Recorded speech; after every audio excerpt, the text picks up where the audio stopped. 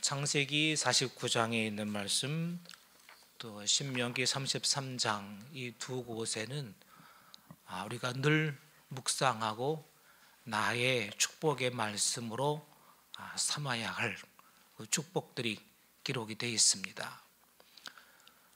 창세기는 구체적인 한 명 한 명 12 아들을 향한 축복이고, 또 신명기에는 12 지파를 향한 것입니다. 창세기는 어찌 보면 야곱이 말년에 지팡이 머리에 의지해서 유언처럼 하는 축복이라고 한다면, 신명기도 비슷하지만 특히 가나안 땅을 앞에 두고 가나안 땅에 들어가는 그들의 미래를 밝혀주는 그런 축복이다 라고 말할 수 있습니다. 따라서 축복 안에는 항상 미래가 있는 줄로 믿습니다. 축복의 사람은 미래를 보는 사람입니다. 미래를 향하고 있고 그 미래 안에 하나님 축복이 앞서가면서 길을 열고 길을 닦고 필요한 모든 것들을 예비하시고 준비해 주시는, 축복이 그의 앞길을 이끌어가는 인생이 되기를 바라는 것이기 때문에 축복 안에는 미래가 열려져 있고 미래가 있고, 또 그를 진심으로 잘 되기를 바라는 사랑하는 마음이 그 속에 있기 때문에 이런 축복, 사랑이 있고 믿음이 있고 열린 미래가 있는 그 축복은 우리들에게도 필요하고, 특히 우리 자녀들에게 필요하고, 이 나라의 민족을 앞날을 바라보면서 우리 나사는 축복으로 앞서가게 해야 할 줄로 믿습니다. 이것이 몇 년 연초가 되면 축복 성회를 열기도 하고, 우리가 지난주 한 주간 동안 축복 특별 새벽 집회를 한 이유기도 합니다. 그때 한 주간 동안 하나님께서 우리에게 선언하셨던 모든 축복의 말씀들이 땅에 떨어지지 않고 한 해 내내 여러분의 인생과 함께하고 시간 붙들고 앞길을 밝혀주고 비춰주는 축복이 되기를 간절히 바라고 있습니다. 지난주에는 레위인의 축복을 우리가 창세기에서 살펴보았습니다. 레위, 정확하게 말하면 레위 지파라고 말하기보다는 레위의 경건을 가지고 있는 모든 자라고 말하는 것이 맞을 것입니다. 레위라는 한 지파에 대한 이야기하다가 성경은 곧바로 여호와를 경외하는 자들, 그렇게 설명하는 것을 보면 레위 지파라는 지파나 레위라는 한 사람에 해당되는 것이 아니라 레위적인 경건, 레위와 같은 레위적 경건을 가진 모든 자들을 향한 축복의 말이라, 그렇게 말할 수 있을 겁니다. 레위와 시몬은 야곱에게서는 저주를 받았지 않습니까? 시몬과 레위가 디나 사건으로 인해서 격분했을 때 그들의 분노를 잔혹하게 드러냈고, 그 분노 속엔 단순한 복수심을 넘는 인간의 타락한 잔인함이 들어가 있었고, 또 거기에 탐욕이 함께 있었기 때문에 오히려 그 분노를 드러냈다가 야곱에게 저주를 받는, 그래서 시몬은 신명기 축복에 있는 대상에 빠져버리게 되고 레위만 등장합니다. 감사하게도 이 레위는 창세기에서는 저주를 받는 것으로 끝나버리고 많지만 신명기에서는 아주 큰 복을 받게 축복의 대상으로 회복되었습니다. 어떻게 그렇게 창세기에서 야곱에게는 저주를 받은 자가 신명기에서는 그렇게 큰 축복의 그런 대상으로 변화되었는지, 그 내용을 지난주 살펴본 겁니다. 그래서 레위적 경건이라는 게 뭐냐? 그 첫째는 우림과 둠밈이 있는 신앙이다. 그것은 우림과 둠밈은 하나님의 뜻을 분별하고자 하는 겸손, 뜻을 하나님께 묻고 순종하고자 하는 그런 마음의 표시라는 걸 생각할 때, 우림과 둠밈의 신앙은 내 생각, 내 계획, 내 뜻대로 하려는 것이 아니라 항상 여호와께 그 의미를 묻고 뜻을 하나님께 알기 원하는, 겸손히 주의 뜻 받들기를 원하는 마음이 우림과 둠밈에 있다라고 말할 수가 있을 것입니다. 하나님은 그 레위인들에게 큰 축복을 주십니다. 재산을 풍족하게 하신다는 축복을 주셨고, 또 내 손이 하는 모든 일이 다 하나님이 받아주신다 호도하셨고 너의 대적의 허리를 꺾으시고 일어나지 못하게 하신다 라고 하는 이 세 가지지만 굉장히 큰 축복입니다. 재산을 풍족하게 하고 대적의 허리를 꺾으셔서 일어나지 못하게 하시고 너의 하는 모든 일을 하나님이 다 받아주시고 인정해 주시고 도와주시고 형통하게 하실 것이다. 이게 레위에게 준 레위적 경건을 가지고 있는 자들에게 야곱이 축복한 내용인데 바로 그들에게는 우림과 둠빔 하나님의 뜻을 먼저 헤아리고자 하는 겸손, 하나님을 의지하고자 하는 마음이 거기 있다는 것입니다. 대표적으로 모세를 얘기하는데 모세는 무리바와 마사 두 개를 예를 들었습니다. 모세는 무리바와 마사 똑같은 시험을 거기서 오히려 모세가 당한 꼴이 됩니다. 백성들은 물이 없어 원망을 했을 때, 마사에서는 초창기였을 때 모세는 하나님께 부르짖으며 어떻게 하면 좋겠습니까? 하나님께 도움을 구합니다. 그때 하나님 명령을 따라 순종하게 될 때 물이 달게 되었습니다. 근데 무리바에서는 모세가 거기서 화를 냅니다.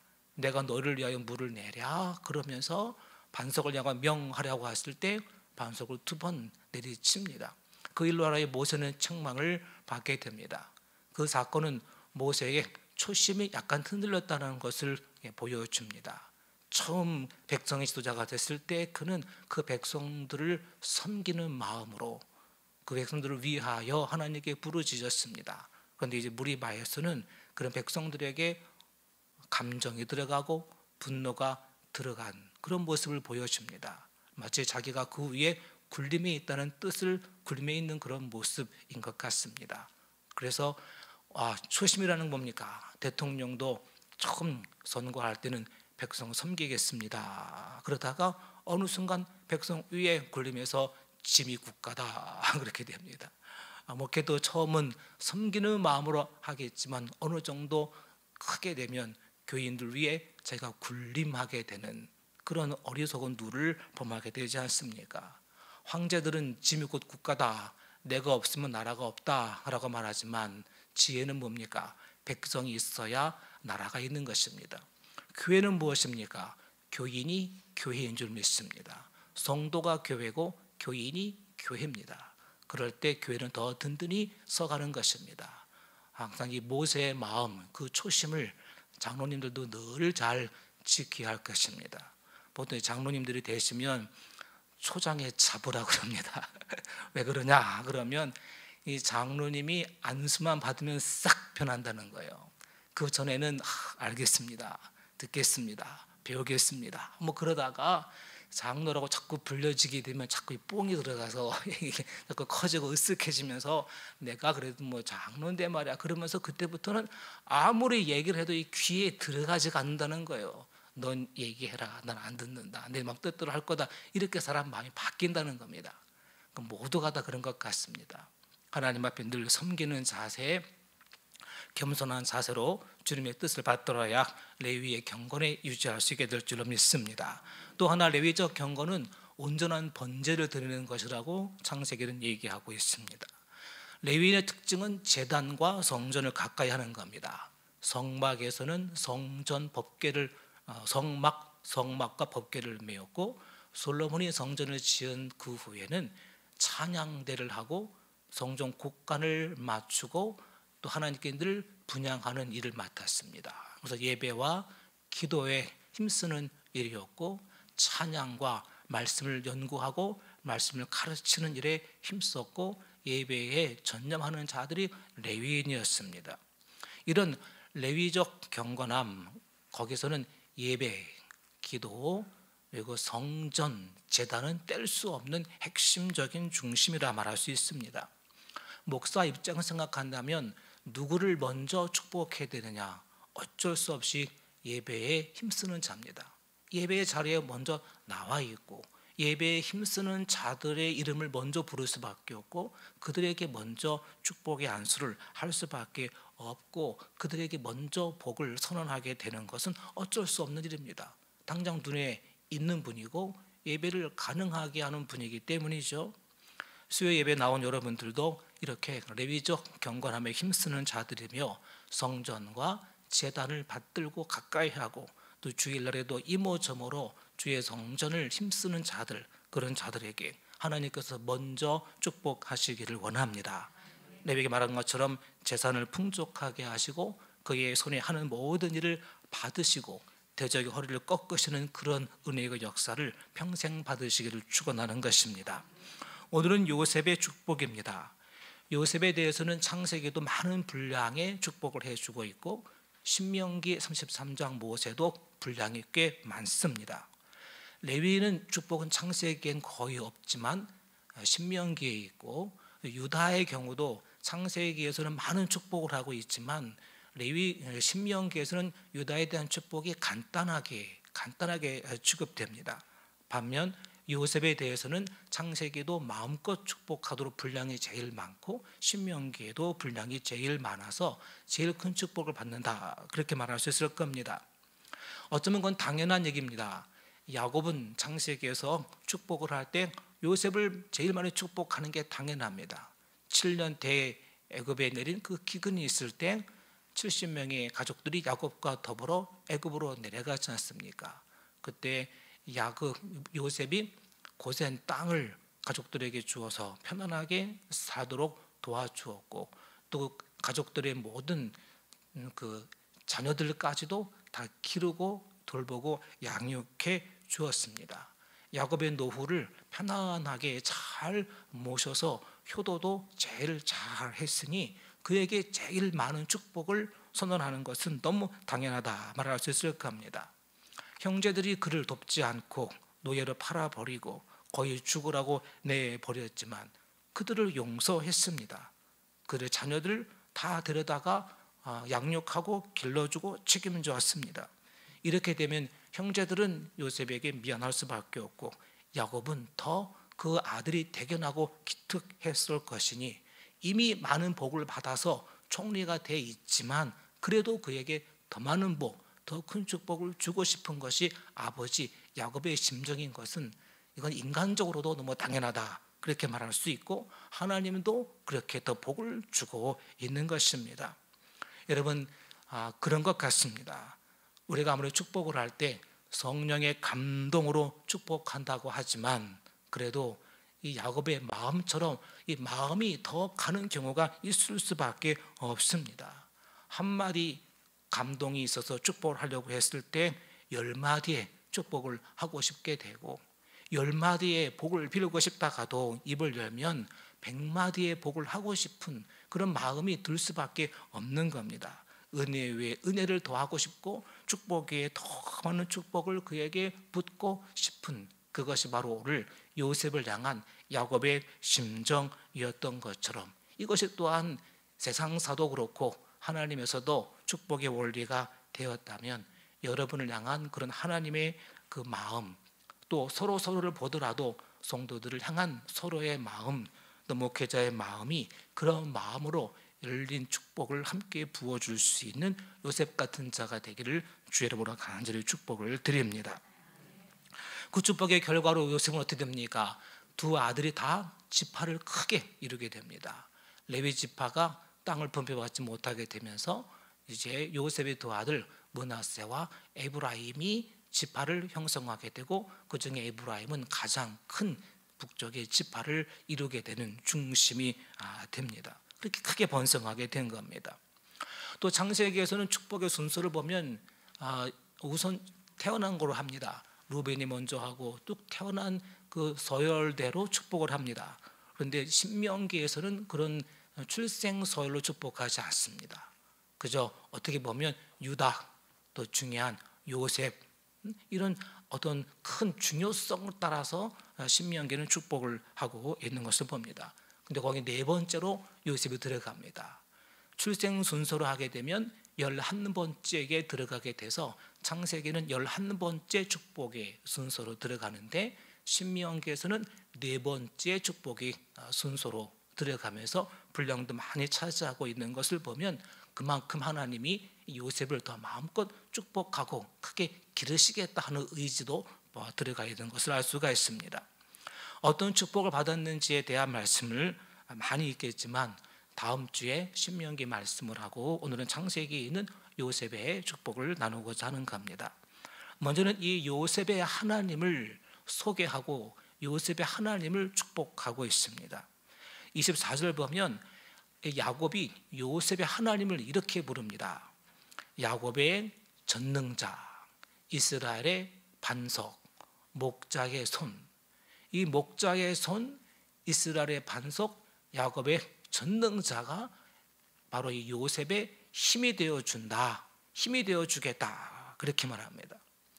전능하신 하나님이 야곱의 하나님인 것처럼 요셉의 하나님도 되실 거다, 그런 얘기입니다.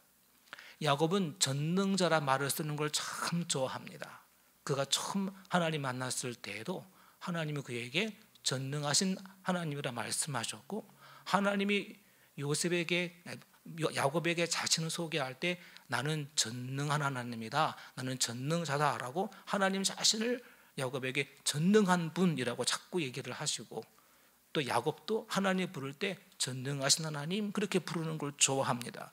오늘 읽은 말씀에도 지금 야곱의 전능자, 하나님을 전능하신 분으로 그렇게 말하고 있고, 창세기 39장 25절에도 하나님을 전능하신 분 그렇게 말합니다. 전능자, 너를 도우실 것이며 전능자로 말미암나니. 전능자, 즉 말하자면 내게 있는 모든 복, 내가 지금 평생 살면서 받은 모든 복은 다 어디서 온 거냐? 그건 다 전능하신 하나님, 전능자로부터 온 것이다. 올마이티, 전능하신 분이 나와 함께 하셨기 때문에 이런 모든 것이 내게 가능했다, 그렇게 말하는 겁니다. 여러분, 전능은 뭡니까? 능치 못함이 없는 겁니다.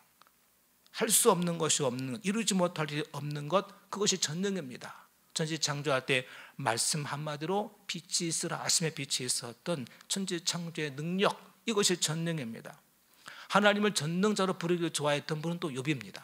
욥도 많은 시련을 당했지만 욥은 천지창조를 이야기할 때마다 하나님을 전능하신 분으로 말하는 것을 좋아했습니다. 다윗은 하나님을 환난에서 나를 건지신 하나님, 주로 건지신 하나님, 구원하신 하나님으로 얘기한 반면에 야곱은 전능하신 하나님으로 부르는 걸 좋아했습니다. 어떤 뜻이 있겠습니까? 다윗은 많은 환난을 당할 때마다 자기를 구원하고 건지신 그 하나님의 손길을 평생 동안 경험했습니다. 워낙 많이 몰리고 쫓겨다니고 죽을 위기를, 전쟁을 수없이 치르면서 이 다윗에게는 평생 하나님이 나를 위경에서 건지신 하나님, 죽을 위기에서 건지신 하나님, 또 군경에 빠지고 또 골탕 먹을 말이 생겼을 때 또 건져주셔서 다시 또 안전하게 거하게 하시는, 끊임없는 환난, 끊임없는 구원, 끊임없는 시련, 끊임없는 도움, 또 환난 중에 도움을 주시는 그 하나님이 평생 동안 야곱이 경험한 그런 하나님이었습니다. 그만큼 평생에 많은 시련과 환난이 있었다는 겁니다. 반면 야곱의 하나님은 전능한 하나님인데 그것은 한마디로 번성하게 하시는 하나님입니다. 야곱은 말합니다. 내가 지팡이 하나만 들고 이 강을 건넜더니 거부가 되어 돌아왔나이다. 지팡이 하나만 가지고 시작한 그의 인생, 그의 젊을 때가 이제는 12아들이 있고 그리고 큰 거부가 되고 많은 부여를 가지고 고향으로 돌아오게 하신 하나님, 그러므로 야곱에게 있어도 전능하신 하나님은 지팡이 하나만 가지고 시작한, 빈털터리 무일푼으로 시작했던 그 젊은이를 통해 12지파를 번성하게 하신, 그 번성하게 하신 하나님이라 그렇게 말할 수가 있는 겁니다.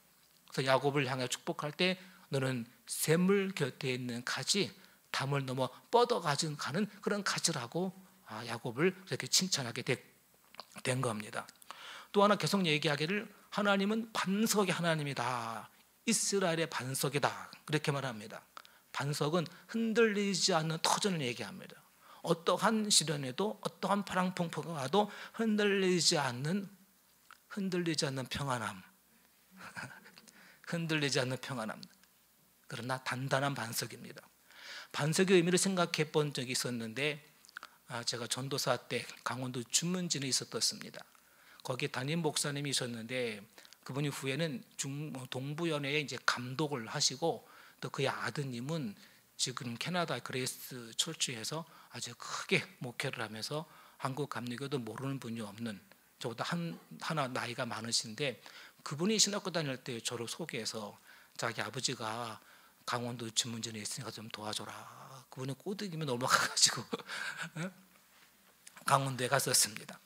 근데 그 목사님이 이제 목회를 하시는데 참 어려움이 많은 것 같으면서 늘 평안해요. 참 평안하시고 참 모든 게 볼 때 참 잘 된다. 어떻게 자녀들이 잘 될까?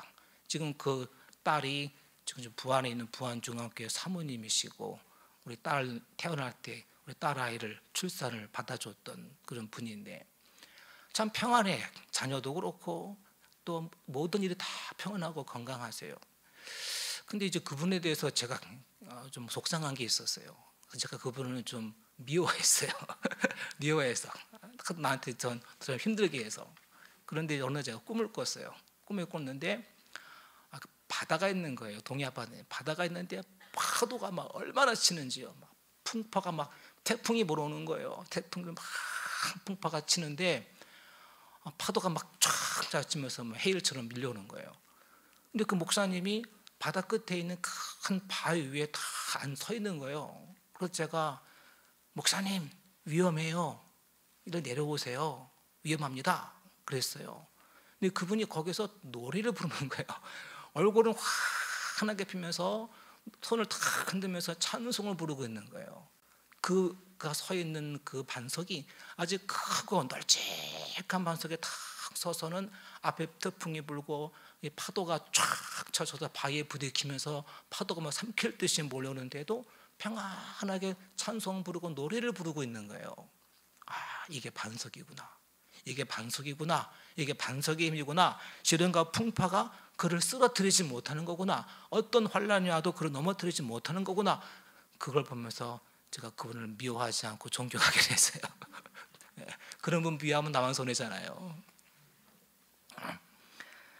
하나님이 그의 이스라엘의 반석이 되었다. 오늘 축복은 그겁니다. 이스라엘의 반석 요셉에게 있어서 하나님은 너에게 반석이시다 라고 축복하고 선언하고 있는 겁니다.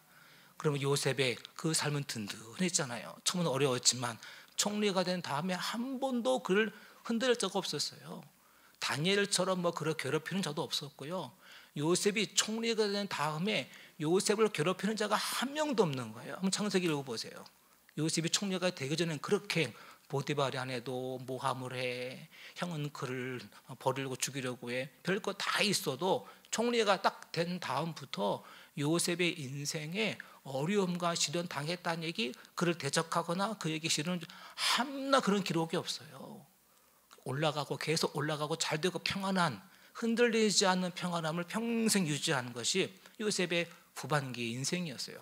30세 때 총리가 됐으니까 평생 따지면 오래 평안했던 거죠. 왜? 하나님이 그의 인생에 반석이 되어주셨기 때문인 줄로 믿습니다. 반석에 대한 또 하나가 일화가 있는데 그건 다음에 얘기하겠습니다. 하여튼 여러분, 하나님이 이스라엘의 반석이 되어줬다는 겁니다. 거기서 또 하나 얘기하는 게 하나님은 목자의 손이다, 그렇게 말씀합니다. 목자의 손, 24절 말하죠. 목자의 손을 힘입었다. 요셉을 붙들고 있는 게 반석이신 하나님이요, 전능하신 하나님이요, 또 목자의 손이 요셉을 붙들고 있다고 오늘 그렇게 축복하고 있는 것이죠. 목자의 손은 뭡니까? 안아주고 또 푸른 초장으로 인도해주고 보호해주고 지팡이에 막대기가 들려있는 손이잖아요. 한 손에 지팡이, 한 손에 막대기를 들고 항상 보호하고 푸른 초장으로 인도하고 쉴만한 먹거로 인도해 주는 것이 목자의 손입니다. 이 목자의 손이 요셉과 함께하고 목자의 손을 힘입어서 요셉의 인생이 든든하게 될 것이라고 축복하고 있는 것입니다.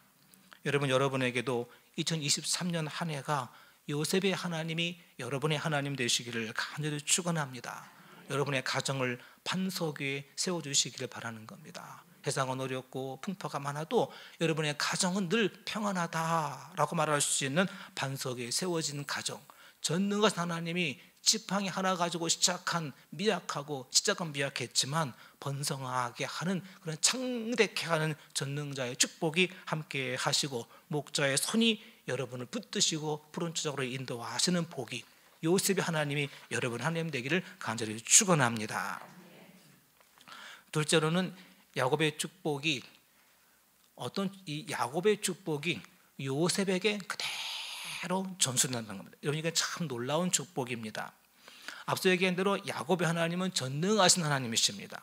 지팡이 하나만 들고 큰 민족으로 이루게 하지 않았습니까?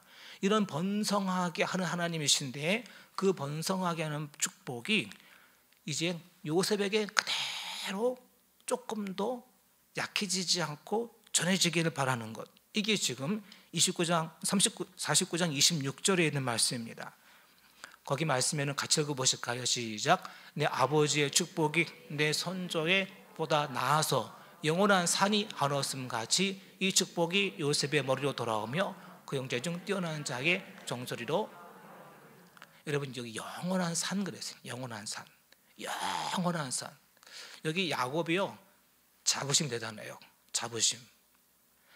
내 아버지의 축복이, 여튼 네 아버지니까 너는 요셉이니까 네 아버지는 야곱이잖아요. 야곱의 축복이 내 선조, 내 앞에 있었던 선조, 이삭이든 아브라함이든 자기 앞에 있는 믿음의 다른 조상들 다 데리고 와도 내가 받은 축복보다 더 크지 못하다는 거예요. 예? 내가 받은 축복, 너의 요셉의 아버지 야곱의 축복이 어떤 선조의 축복보다 더 많이 받았다는 거예요. 야곱의 축복이 그래서 크기 때문에 우리는 야곱의 축복의 대명사, 상징으로 그렇게 부르잖아요. 아브라함의 복도 크지만 야곱의 복에 비할 바가 못 되죠. 아브라함은 이삭 하나만 낳았잖아요. 이삭도 복이 큽니다. 이삭은 농사하여 한 해에 100배를 얻었어요. 할렐루야. 예? 이삭이 농사하여 한 해에 100배를 얻었고, 그가 다투고 싸웠지만 르호봇이라는 넓은 터를 얻게 되면 다툼이 그쳤어요. 하나님이 항상 이삭을 평안하게 이끌어 주셨어요. 그래도 야곱에 미치지는 못해요. 야곱의 축복이 모든 선조도 더 낫다는 거예요. 그러면서 하는 말이, 내가 받은 축복은 뭐냐? 영원한 산 같다. 영원한 산은 변하지 않는 거예요. 쇠하지 않는 거예요. 요즘은요, 10년이 지나면 강산도 변한다 그러잖아요. 10년 지나면 강산도 변해요. 전에 그렇게 흥황했던 기업도요, 10년, 20년 계속될 것 같지만 그렇지 못합니다. 지금 대단한 기업도 언제 쓰러질지 모르는 거예요. 영원한 기업, 영원히 잘 되는 건 없지 않습니까? 그런데 이 영원한 산은 흔들리지 않는, 변하지 않는, 쇠하지 않는 그 축복을 가지고 있는 거예요. 여러분, 산에 대한 얘기를 신명기에도 읽으셨을 거예요. 큰 언덕이 있고 작은 언덕이 있어요. 큰 산의 축복, 큰 산의 축복은 백향목이 있고 거기에는 그 큰 나무 제목을 내잖아요. 큰 산에는 큰 짐승도 있고, 큰 산의 축복이 있는가 하면 또 작은 언덕의 축복, 과일나무, 주로 과실나무들은 작은 언덕에서 맺혀요. 큰 산의 복이 있고 작은 산의 복이 있어요. 작은 언덕의 복이 있어요. 큰 산의 복과 작은 언덕의 복, 거기에 따라 오늘은 영원한 산이라 그렇게 얘기합니다. 야곱에게 있던 그 축복은 여전히 유효하다는 거예요. 야곱이 죽으면 끝나는 게 아니라는 거예요. 야곱이 죽어도 야곱에게 있던 그 축복은 영원한 산같이 변함없이 유효하여 계속 그 요셉에게 부어지겠다라는 겁니다. 야곱의 축복이 요셉에게 그대로 연결되고 이어지겠다는 것을 말하고 있는 겁니다. 즉, 나와 함께 있었던 축복이 내가 죽어도 너에게 돌아갈 거다, 그런 얘기가 되는 겁니다. 보통 보면 아버지가 큰 복을 받으면 아들은 그렇지 못하잖아요.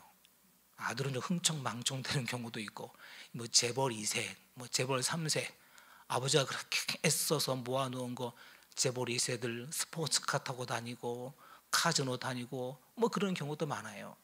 또 아버지가 그렇게 영역이 뛰어나고 아버지가 뭐 하나님 앞에 크게 쓰임 받는 경우가 있는가 하면 그 자녀들은 거기까지 못 미치는 경우도 많아요. 반면에 거꾸로 아버지는 그렇게 고생하고 그냥 아무것도 없는 것 같은데 자녀가 거기서 더 크게 또 번성하는 경우도 있고요.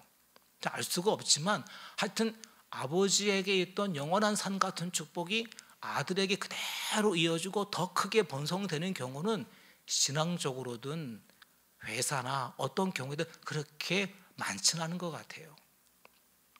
그런데 오늘 여기 성경은 요셉에 대하여 말하기를, 나에게 있던 축복은 선저보다 더 뛰어나고 많고 더 큰데 그 축복은 나에게 영원한 산처럼 변함없었던 것인데 여전히 나와 함께하고 있는데 이 나와 함께했던 모든 영원한 산의 축복이 너에게 그대로 가기 원한다.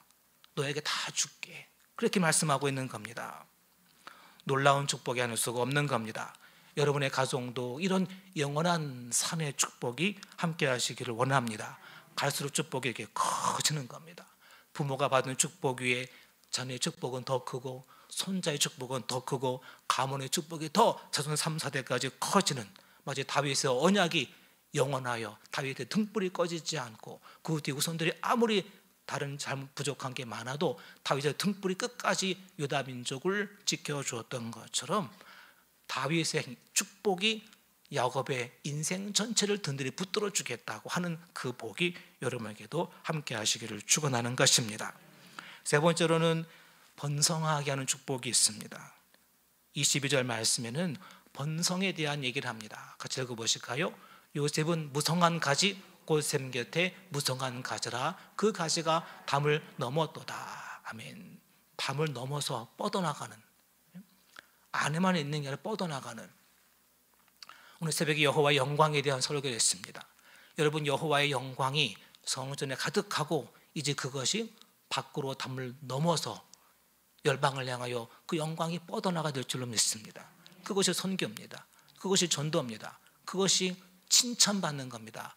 너의 착한 행실을 보고 하나님 아버지께 영광을 돌리게 하라고 성원교회에 있는 영광이 다른 사람들에게 비춰지게 되면 성원교회 하나님을 사람들이 칭찬하고 함께 더불어 영광을 돌리게 되는 역사까지도 이루어져야 할 줄로 믿습니다. 우리가 덕을 세우고 우리가 칭찬받을 만한 일을 하고 선한 행실을 가지고 사랑과 섬김을 하면서 지역사회에게도 성원교회 좋은 교회라고 지역사회에서 칭찬을 받고 또 많은 분들에게도 하나님의 영광을 드러내게 되는 겁니다. 이것이 더 나아가 우리의 가정에도 이제는 자꾸 지경이 넓어지는 거 아닙니까? 지경이 넓어지는 겁니다. 축복의 지경이 넓어지고 사업의 지경이 넓어지고 기도의 지경이 자꾸 넓어져서 무성한 가지가 자꾸 담을 넘어서 뻗어나가고 또 뻗어나가는 무성한 가지 같은 은혜와 축복이 우리의 가정, 사업, 일터 위에 함께 하시기를 축원하는 겁니다. 이 노래가 너무 좋아서 여러분 그 복음성가 아세요? 너는 담장 너머로 뻗은 나무. 이 제목이 잘못된 것 같아요. 제목이 야곱의 축복이라고 붙었거든요. 근데 이게 야곱의 축복이 아니라 사실은 이게 누가 받은 거예요? 야곱이 요셉에게 한 건데, 그러니까 야곱이 했다 그러는 것 같아요. 그러니까 이건 국어를 잘못하는 것 같아. 요셉이 했지만 야곱이 축복을 했지만 축복 받은 사람은 요셉이잖아요. 그러면 요셉의 축복 이렇게 해야 이게 맞는데 야곱의 축복이 이거 하나뿐인가요? 한두 개가 아닌데. 그러니까 막 요셉의 축복 그러면 더 좋을 것 같은데 한번 같이 우리 불러 보겠습니다. 이거는 뭐 설명 많이 하는 것보다 부르는 게 나을 것 같아요. 반주 되세요? 오케이. 우리 반주자 좋습니다.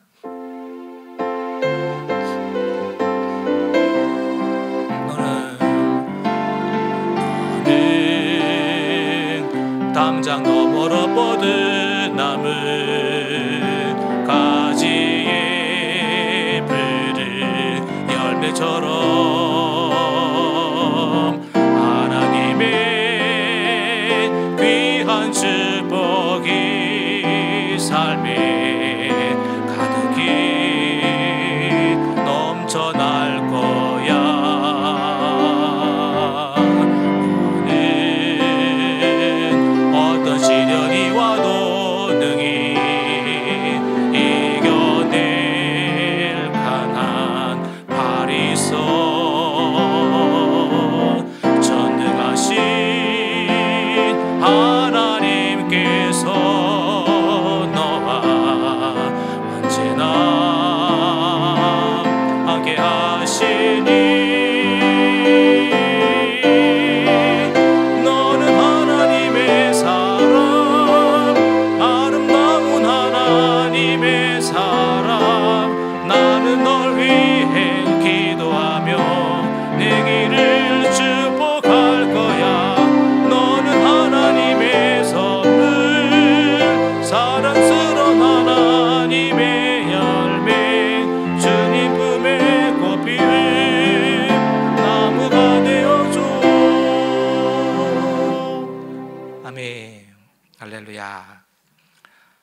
이런 축복, 담장 너머로 뻗어나가는 그런 축복, 이런 축복이 한 해 동안 여러분과 함께 하셔서 요셉의 복이 여러분에게 함께하기를 축원하는 것입니다. 몇 가지 더 있지만 시간상 다음 주로 넘어가야 되겠습니다. 특히 다음 주에 신명기 33장에서 요셉의 축복은 너무너무 기분이 좋은 축복이에요. 거기는 선물이란 단어가 막 나와요. 선물, 산의 선물, 무슨 선물, 하나님이 막 여기저기에서 선물을 주신다라는 선물이 가득한 축복이 신명기 33장에 요셉에게 내려오는 축복입니다. 그때 축복을 이어서 오늘부터 하는 말씀도 전하려고 합니다.